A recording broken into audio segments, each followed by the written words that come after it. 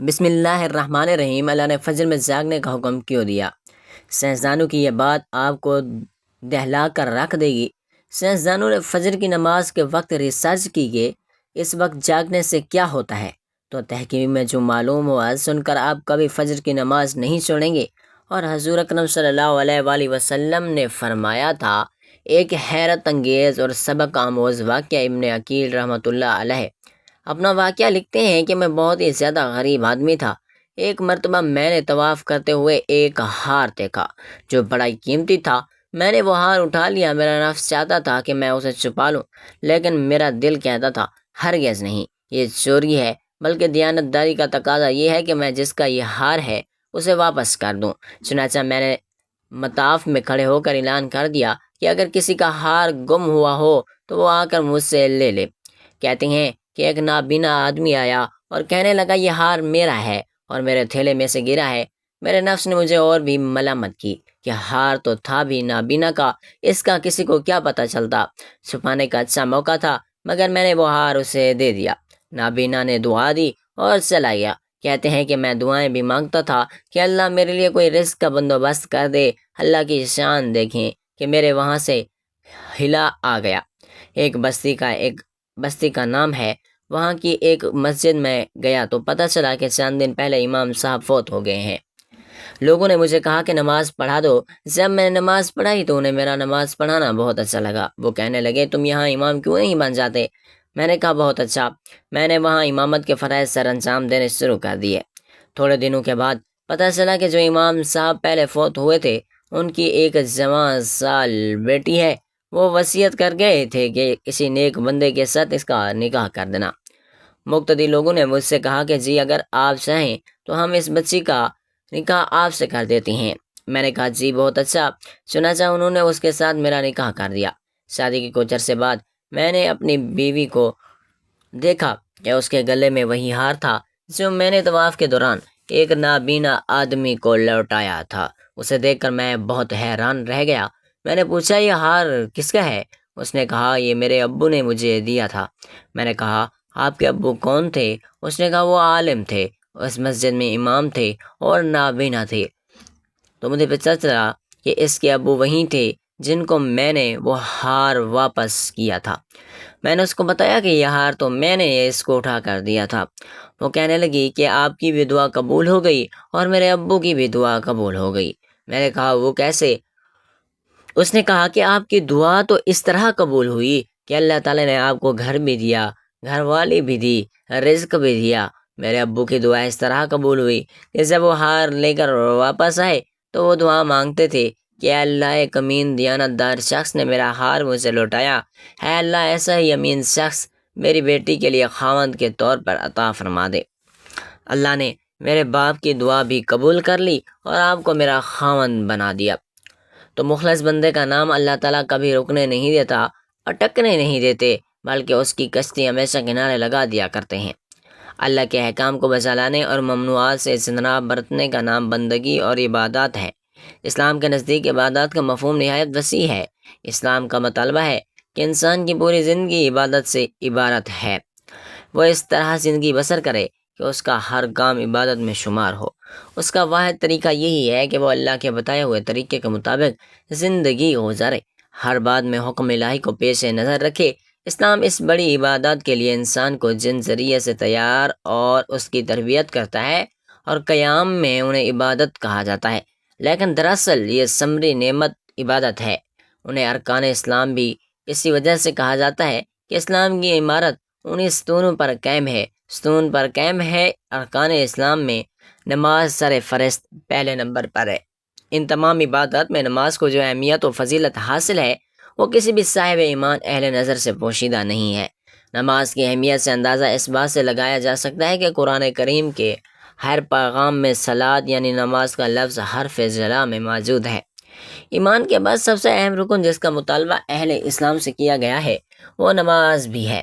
نماز مسلمانوں کی دینی پہچان ہے اور امتیاز یہ نشان ہے۔ یہی وجہ ہے کہ قرآن و حدیث میں اس کی ادائیگی پر بہت زیادہ زور اور ترک پر وعید موجود ہے۔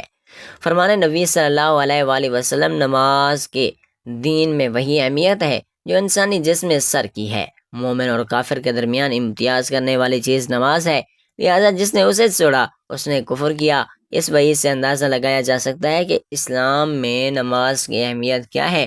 جو چیز جس قدر اہم اور ضروری ہوتی ہے اس کی بجا اور آوری پر اجر و ثواب بھی اس قدر زیادہ ملتا ہے۔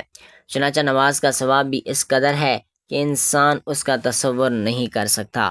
لیکن 5 وقتہ نماز میں فجر کی نماز کی اہمیت و فضیلت سب سے نمایاں ہے، اور اس کی ادائیگی پر اجر و ثواب بھی دیگر 4 نمازوں سے سب سے زیادہ ہے۔ اس کی وجہ یہ ہے کہ فجر کے وقت نیند کی آغوش میں مہواز سراحت ہوتی ہے اور خواب خرگوش کے مزے لے رہے ہوتے ہیں۔ لوگوں پر غفلت اور سستی کی چادر تنی ہوئی ہوتی ہے۔ ایسے میں نرم و گرم آرام دہ بستر کو چھوڑ کر اللہ کی اطاعت و محبت میں بارگاہ الہی میں سجدہ ریز ہونا بڑا پرمشقت اور نفس کو زیر کرنے جیسا مشکل ترین کام ہے۔ اللہ تعالیٰ کی سنت یہ ہے کہ بندے کو جس نیکی کے کرنے میں مشقت زیادہ ہو اور نفس و شیطان سے لڑائی لڑنی پڑے، اللہ اس پر اجر و ثواب زیادہ عطا کرتا ہے، چاہے وہ نیکی کتنی ہی چھوٹی کیوں نہ ہو۔ قرآن حدیث سے بھی نماز فجر کی قرات تلاوت قرآن کی اہمیت اجاگر ہوتی ہے۔ جس سے فجر کے وقت اور نماز فجر کی اہمیت کا پتہ چلتا ہے۔ سورۃ بنی اسرائیل میں فرمایا، بے شک فجر کی نماز میں پڑھا جانے والا قرآن محسوس و مشہور ہو کر سامنے آ جاتا ہے۔ یعنی اگر فجر کی نماز میں پڑھا جانے والا قرآن اگر سمجھ کر بغور پڑھا یا سنا جائے تو وقت فجر کے تمام انوار و تجلیات اور قرآن و فیوز برکات و متشکل ہو کر اللہ کے وجود اور اس کی وحدانیت کی گواہی دیتے ہیں، محسوس ہوتے ہیں۔ احادیث نبوی سے بھی نماز کی اہمیت و فضیلت نورانیت کا پتہ چلتا ہے۔ آپ صلی اللہ علیہ وآلہ وسلم نے فرمایا، فجر کی 2 رکعات سنت دنیا اور دنیا کی ہر چیز سے افضل ہیں۔ قرآن و حدیث اور اسلامی لٹریچر میں دنیا سے مراد مشرق اور مغرب، شمال و جنوب کا کرہ ارض نہیں، بلکہ دنیا سے مراد یہ کائنات اور اس کی تمام تر نعمتیں، خزانے، دولت، ثروت اور حکومت و ستون مراد ہیں۔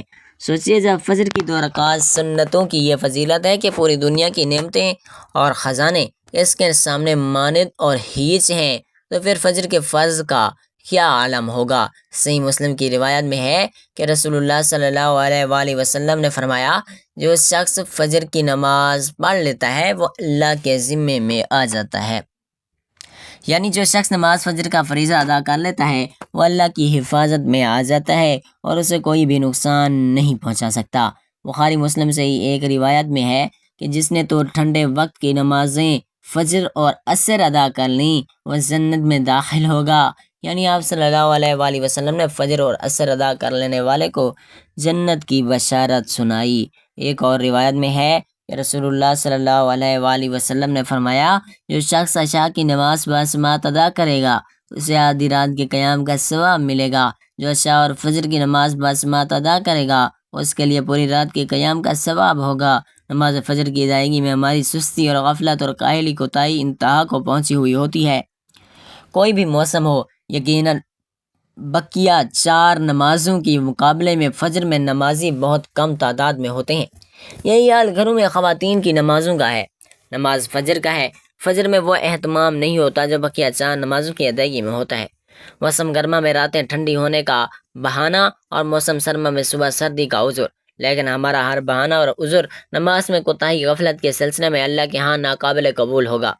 ہم میں سے اکثر لوگ کو ایک شکوہ ہمیشہ رہتا ہے کہ روزی میں برکت نہیں، گھر میں برکت نہیں، کتنا ہی کما لیں پتہ ہی نہیں چلتا کہاں گیا۔ ہر وقت کوئی نہ کوئی پریشانی رہتی ہے، کبھی تو بیماری، کبھی کوئی اور تنگی۔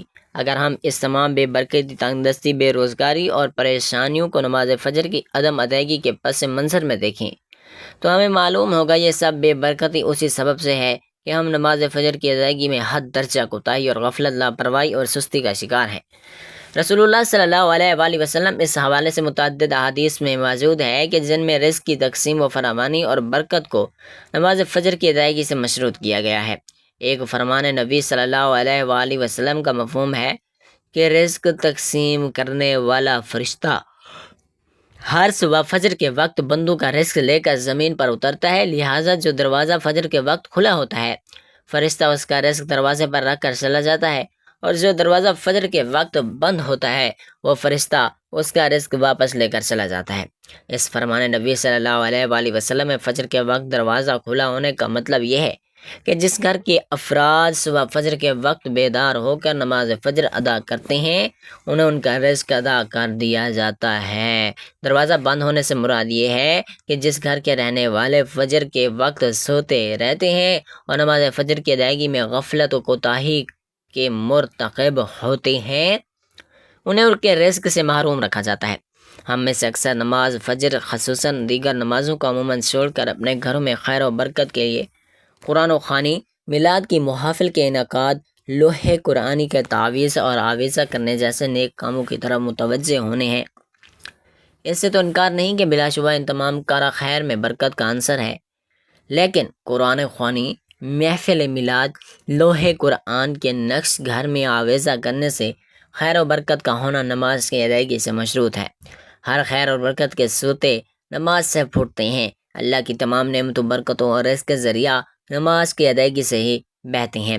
اس کے ساتھ ہی یہ امر بھی اہم ہے کہ فجر کے علاوہ بقیہ ساری نمازوں میں بھی خیر و برکت فجر کی نماز کی ادائیگی سے مشروط ہے۔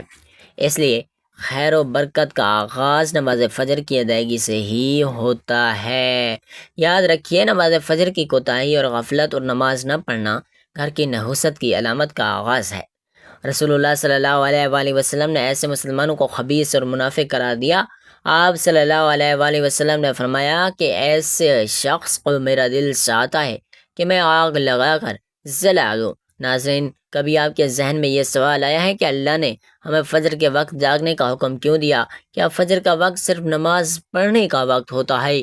کیا اس وقت کے پیچھے ایک راز پوشیدہ ہے؟ وہ راز کیا ہے؟ اس راز کو جاننے سے پہلے ضروری ہے کہ ہم نماز کے بارے میں جانیں جو ہم پر دن میں 5 مرتبہ فرض کی گئی ہے، اور یہ 5 نمازیں کس طرح فرض ہوئیں اس کے پیچھے بھی ایک شاندار وجہ ہے۔ اس وجہ کا مظاہرہ سفر معراج میں اس وقت ہوا جب حضرت محمد مصطفیٰ صلی اللہ علیہ وآلہ وسلم سے ملاقات کے لیے وقت کے انتہائی مختصر حصے میں 7ویں آسمان سے بھی آگے تشریف لے گئے۔ اس رات اللہ تعالیٰ نے ایک خاص پس منظر میں اپنے حبیب رحمت عالم صلی اللہ علیہ وآلہ وسلم کو آسمان پر بلایا اور اپنے خصوصی انعامات سے نوازا۔ اس مبارک سفر میں اللہ تعالیٰ نے اپنے قرب خاص سے نوازا، انبیاء کرام سے ملاقاتیں کروائی، جنت و جہنم کا مشاہدہ کروایا، نیکیوں کے اجر و ثواب اور براؤں کے انجام کا عذاب کا نظارہ کروایا۔ اس عظیم سفر میں بہت سے انعامات سے نوازا گیا، جن میں سے خاص انعام امت کے لیے نماز کا تحفہ بھی ہے۔ قیامت تک کے لیے انسانوں کو اپنے معبود و خالق صرف قریب تر کرنے کا عظیم تحفہ اور عبادت یعنی نماز اسی سفر میں ادا کی گئی۔ معراج کی رات جب آپ صلی اللہ علیہ وآلہ وسلم کو 50 نمازوں کا حکم دیا تو حضرت موسیٰ علیہ السلام کے کہنے پر آپ نے اللہ سے 50 نمازوں میں نرمی کی درخواست کی، اور ایسا کئی بار ہوا یہاں تک کہ اللہ نے امت محمدیہ کے لیے دن میں 5 نمازوں کا حکم دیا، جس کے بعد بھی حضرت موسیٰ علیہ السلام نے آپ صلی اللہ علیہ وآلہ وسلم کو 5 نمازوں میں کمی کے لیے اللہ کے پاس ایک بار پھر جانے کی صلاح دی، لیکن تب آپ صلی اللہ علیہ وآلہ وسلم نے فرمایا کہ میں نے اپنے رب سے کئی مرتبہ درخواست کر لی، یہاں تک کہ اب مجھے حیا آ گئی ہے اور اب میں راضی ہوں اور اس حکم کو ہر طرح سے تسلیم کرتا ہوں۔ ہر نماز پڑھنا ضروری ہے۔ یقیناً آپ کے لیے بھی نمازوں میں سب سے زیادہ مشکل نماز فجر کی ادائیگی ہوگی، جس میں نیند کا غلبہ آتا ہے کہ ایک انسان مشکل سے اٹھ پاتا ہے، لیکن دن کے اس خاص حصے میں جو راز پوشیدہ ہے اسے جب آپ جانو گے تو یقین کریں آپ فجر کی نماز کبھی نہیں چھوڑیں گے۔ دنیا میں کئی ایسے لوگ ہیں جنہیں بے خوابی کی شکایت ہوتی ہے، جس میں وہ ساری رات سو نہیں پاتے، یعنی انہیں نیند نہ آنے کی بیماری ہوتی ہے۔ پورا دن کام کاج کر کے جب رات کو بھی سو نہیں سکتے تب کئی طرح کی ذہنی اور جسمانی بیماریاں جنم لیتی ہیں۔ اس کا شکار آج ہر دوسرا تیسرا انسان ہو رہا ہے، جس کی بڑی وجہ اللہ کے کام کو پیچھے چھوڑ کر دنیا کی رنگینوں کو پیس بھاگنا۔ ساری رات جاگنے کے بعد فجر کے قریب کچھ دیر نیند آ جاتی ہے، لیکن وہ نیند جسم کو پرسکون نہیں کرتی، جس کی وجہ سے اکثر لوگ جاگتے اور ہر قسم کی دوائیوں کے استعمال کے باوجود جب سو نہیں پاتے تو وہ اللہ سے یہ سوال ضرور کرتے ہیں کہ اے اللہ مجھے نیند کیوں نہیں آتی۔ آخر کیا وجہ ہے؟ بہت کم لوگ ہوتے ہیں جو اس کیفیت میں اپنے اندر پیدا ہونے والی اس آواز کو سن پاتے ہیں، جس میں ان سے کہا جاتا ہے کہ بستر سے نکلو، نماز پڑھو، اللہ کا ذکر کرو، اور یقین کریں کہ جو لوگ اس آواز کو سن پاتے ہیں، اس پر عمل کرتے ہیں، انہیں تا حیات کبھی بھی سلیپ ڈس آرڈر کی شکایت نہیں ہوگی۔ اس حوالے سے ایک صوفی نظم ہے جس کی ایک امریکی مصنف نے یعنی کتاب کے لکھنے والے نے ترجمہ کیا ہے، جس کا عنوان ہے یعنی دوبارہ مت سو جانا، صبح کی ٹھنڈی ہوائیں ایک راز لاتی ہیں تمہارے لیے۔ دوبارہ مت سو جانا، خود سے پوچھو تم کیا چاہتے ہو۔ دوبارہ مت سو جانا، لوگ دروازے کی چوکھٹ سے آ جا رہے ہیں جہاں سے دو دنیایں ملتی ہیں، وہ دروازہ گول اور کھلا ہے۔ دوبارہ مت سو جانا اس نظم میں بیان کردہ دروازہ ہماری دنیا اور دوسری دنیا کا ہے، جہاں سے فرشتے ہر صبح اور ہر شام کو اترتے ہیں، جن کا ذکر اس حدیث پاک میں ملتا ہے، جس میں آپ صلی اللہ علیہ وآلہ وسلم نے فرمایا کہ رات اور دن میں فرشتوں کی ڈیوٹی بدلتی رہتی ہے۔ فجر اور عصر کی نماز میں ڈیوٹی پرانے والے فرشتے اور جانے والے فرشتے ایک دوسرے سے ملتے ہیں۔ پھر تمہارے پاس رہنے والے فرشتے جب اوپر چلتے ہیں تو اللہ تعالیٰ پوچھتا ہے، حالانکہ وہ ان سے سب سے زیادہ اپنے بندوں کے متعلق جانتا ہے، کہ میرے بندوں کو تم نے کس حال میں چھوڑا؟ تو وہ جواب دیتے ہیں کہ ہم نے جب ان کو چھوڑا تو وہ فجر کی نماز پڑھ رہے تھے، اور جب ان کے پاس گئے تب وہ عصر کی نماز پڑھ رہے تھے۔ فجر اور عصر کی نماز کے اوقات میں سونے سے منع کرنے کے پیچھے بھی ایک بہت ہی بڑی وجہ ہے، اور وہ یہ ہے کہ سائنس کہتی ہے کہ صبح سورج طلوع ہوتے وقت اور شام کو غروب ہونے سے پہلے سونا نہیں چاہیے، کیونکہ صبح کے وقت زمین پر آکسیجن بہت زیادہ مقدار میں ہوتی ہے، جس وقت ماحول تر و تازہ ہوتا ہے، اور یہ آکسیجن آپ کو دن بھر فٹ رکھنے کے لیے انتہائی ضروری ہوتی ہے۔ تو جو اس وقت سو جاتا ہے تو وہ اس تازہ آکسیجن سے محروم رہ جاتا ہے، اور عصر کے وقت زمین پر آکسیجن کی بہت زیادہ کمی ہو جاتی ہے، تو اگر کوئی اس وقت سو جاتا ہے تو اس کو آکسیجن کی کم مقدار بھی مل پاتی ہے، جس کی وجہ سے وہ جاگتا ہے تو اس کے سر میں درد اور طبیعت بوجھل ہو جاتی ہے۔ اور یہی وجہ ہے کہ دین اسلام میں ان دونوں اوقات میں سونے سے منع کیا گیا۔ رسول کریم صلی اللہ علیہ وآلہ وسلم نے فرمایا، طلوع الشمس سے پہلے اور غروب الشمس سے پہلے نماز ادا کرنے والا جہنم میں ہرگز داخل نہیں ہوگا۔ نماز فجر کے بارے میں ایسے بے شمار فضائل اور بھی ہیں جن کو ہم نہیں جان سکتے، اگر انسان ان کو جان لے تو کبھی کوتاہی نہ کرے۔ رسول کریم صلی اللہ علیہ وآلہ وسلم کا فرمان ہے، اگر وہ لوگ عشاء اور فجر کی فضیلت کے بارے میں جان لیں تو وہ ضرور ان نمازوں میں حاضر ہونا چاہیے، ان کو خود کو گھسیٹتے ہوئے بھی آنا پڑے۔ اب آپ خود اندازہ کیجئے کہ ایک طرف ان دونوں نمازوں کی اتنی فضیلت و اہمیت ہے، اور دوسری طرف ان کی ادائیگی میں اتنی سستی اور لاپرواہی بڑھتی جا رہی ہے۔ پھر نمازی کا انجام اس کو عذاب۔ حضور صلی اللہ علیہ وآلہ وسلم معراج کی رات گئے تو وہاں مختلف لوگوں کو مختلف عذابوں میں مبتلا کیا گیا تھا۔ کسی کا منہ چیرا جا رہا تھا، کسی کی زبان لوہے کی کینچیوں سے کاٹی جا رہی تھی، کسی کے اوپر کھولتا ہوا پانی ڈالا جا رہا تھا، اس سراغ والا گوشت کھا رہا تھا، کسی کے جسم میں لوہے کی میخیں ٹھوکی جا رہی تھیں۔ ایک قوم کو حضور نے دیکھا جس کا سر پتھر سے کچلا جا رہا تھا، پتھر آنے تک دوبارہ صحیح ہو جاتا، پھر کچلا جاتا۔ حضرت جبرائیل امین حضور صلی اللہ علیہ وآلہ وسلم نے فرمایا، یہ کون لوگ ہیں؟ کہا، یہ وہ بد نصیب شخص ہیں جو 5 فرض نماز نہیں پڑھا کرتے تھے۔ یہ تھوڑی سی زندگی ہے، زیادہ سے زیادہ کوئی 80-70 سال بسر کر لے گا، پتہ نہیں ہے کہ کل ہمارا آنے والا کہاں ہے۔ اتنا غافل اور بد نصیب ہے وہ شخص جس کو سجدہ نصیب نہیں ہے۔ حضرت صلی اللہ علیہ وآلہ وسلم نے فرمایا، نماز چھوڑنا تو خیر بہت بری بات ہے۔ جو شخص نماز پڑھتے ہیں لیکن جماعت کے ساتھ نہیں پڑھتے، فرمایا جی چاہتا ہے اپنی جگہ کسی اور کو کھڑا کروں اور جوانوں کا ایک گروہ ساتھ لوں۔ جس شخص میں مسجد نماز پڑھنے نہیں آتے ان کے گھروں کو جلا دوں۔ رحمت للعالمین نبی فرما رہے ہیں ان کے گھروں کو آگ لگا دوں۔ اتنا غصہ ہے ان لوگوں پر جو مسجد میں آ کر نماز نہیں پڑھتے اور جو پڑھتے ہی نہیں۔ اس دور میں کوئی مومن تھا ہی نہیں جو نماز نہیں پڑھتا تھا۔ نماز تو نماز رہی، لیکن آج ہم سے اکثر افراد کو جمعہ بھی نصیب نہیں۔ حضرت ابن زبر نے ایک روایت لکھی ہے کہ جو شخص نماز ترک کرتا ہے اس کو بہت ساری رسوائیاں ہیں۔ فرمایا یہ دنیا پر اس کی سزائیں ہیں، ایک اس کی عمر سے برکت اٹھا لی جاتی ہے، اس کے چہرے سے صالحین کا نور اتار لیا جاتا ہے۔ اللہ تعالی ہم سب کو 5 وقت نماز پڑھنے کی توفیق عطا فرمائے اور ہمارا خاتمہ بالخیر فرمائے۔ آمین ثم آمین یا رب العالمین۔